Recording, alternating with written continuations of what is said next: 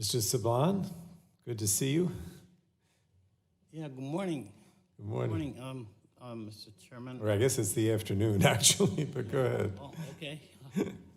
Well, I'd like to thank Chairs Palon and Issue and to Ranking Members Walden and Burgess for the opportunity to provide testimony to the Health Subcommittee today and to the full committee, actually. And thanks to all the members for reporting favorably the REACH Act last week. This health extenders package is good news for the Marianas and all the insular areas. It reauthorizes critically important community health centers, of which the Marianas has one.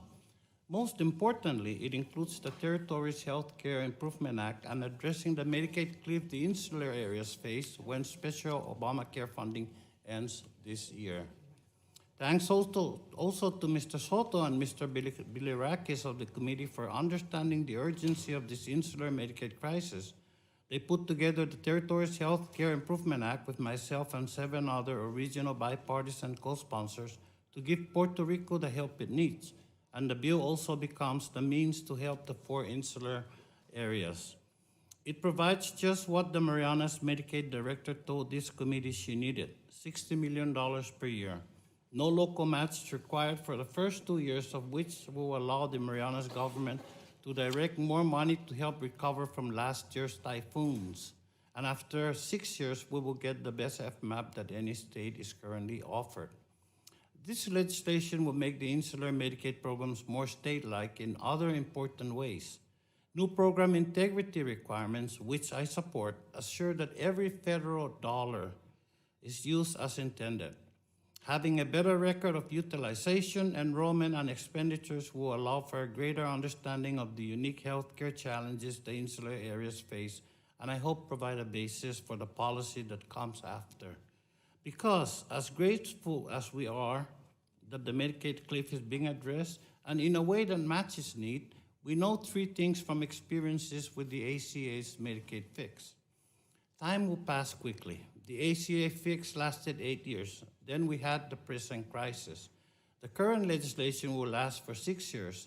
Perhaps with the better understanding we expect to gain over that time, we will be able to fix the problem once and for all and treat Americans living in the insular areas like all other Americans when it comes to Medicaid.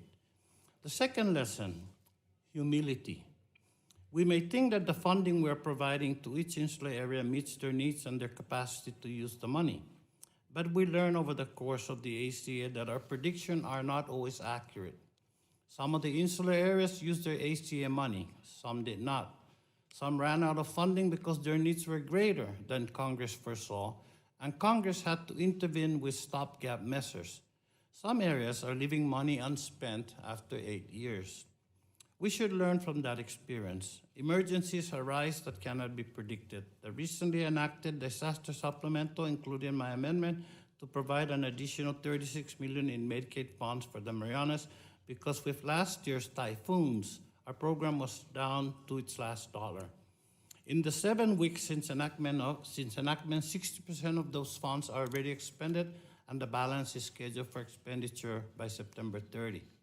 Emergencies arise, so I would humbly suggest that some mechanism be built into the REACH Act to make sure its funds can be reallocated if necessary.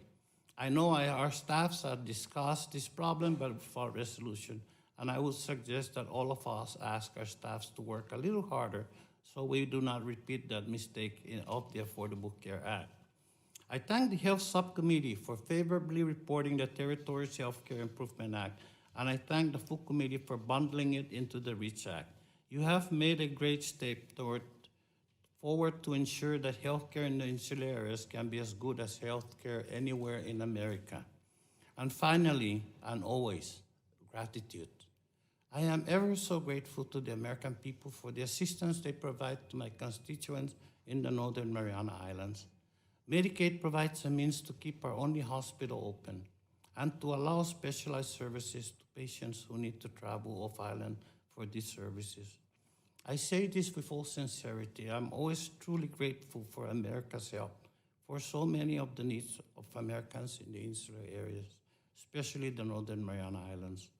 So for the many Americans in the Northern Marianas, I'm from a grateful non-voting delegate Mr. Chairman, and all the members of the committee. Thank you. Thank you very much. Thank you, Mr. Sablan. And, I really appreciate your input and that of the representatives from the other territories, not only on the Medicaid issue, which, as you mentioned, from Ms. Esch's subcommittee, we addressed that pretty long-term, considering where we've been before with these stopgap measures. And we're hoping that, in the fall that we can take this issue up very quickly. But I know we have to address so many of these concerns in the territories and make sure that whether it's healthcare or energy or whatever else, that it's equal to, continental U.S. or whatever. And you have been very helpful in pointing things out and, giving us ideas about what we need to do. So I want to thank you for that in particular. Thanks for being here.